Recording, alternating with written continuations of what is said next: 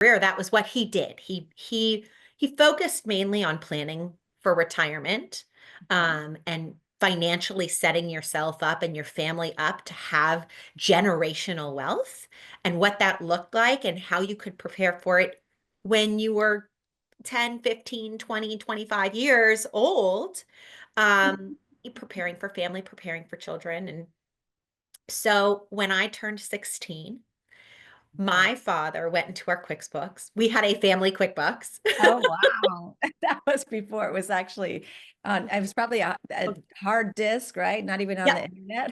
Oh, yeah. It was like a hard disk. He had, a full setup, massive computers, the whole thing, in our family office. And he went into his QuickBooks and he took what he spent on me in a year Okay. and he divided it by 12.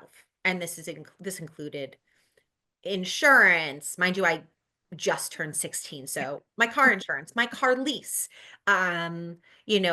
medical, entertainment, my tennis lessons, all of these things that were spent on me, what it cost for me to function.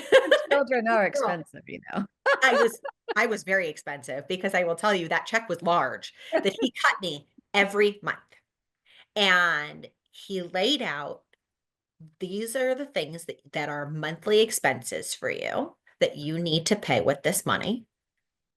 And the rest you can use on entertainment, gifts, shopping, which I loved. But I had to learn to balance my checkbook and balance this amount of money because I wasn't able to get any more No until more. the next month. Okay.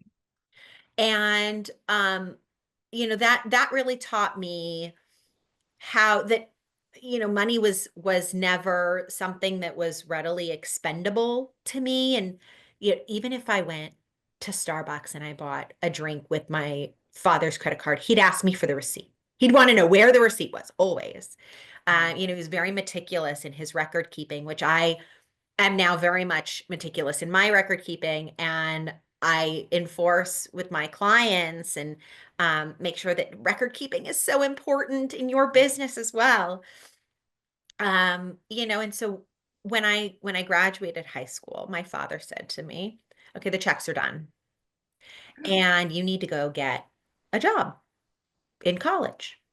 And what I will do is I will subsidize the paycheck that you bring home.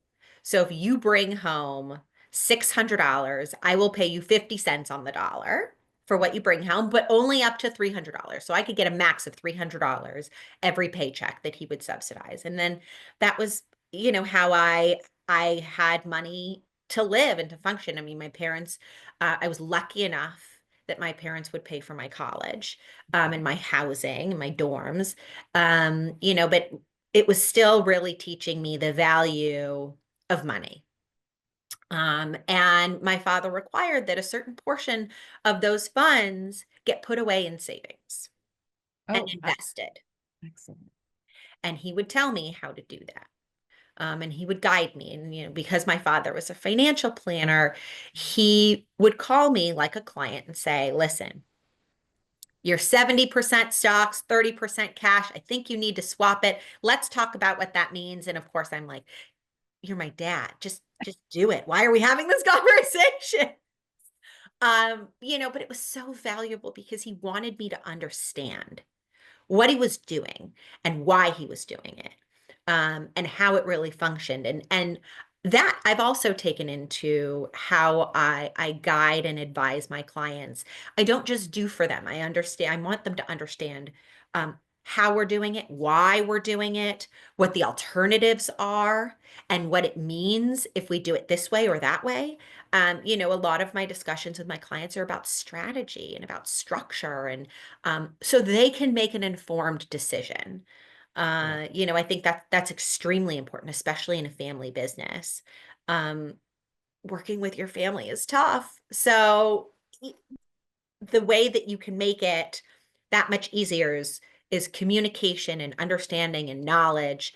And I try to arm my clients with that. And that's something that my father really taught me.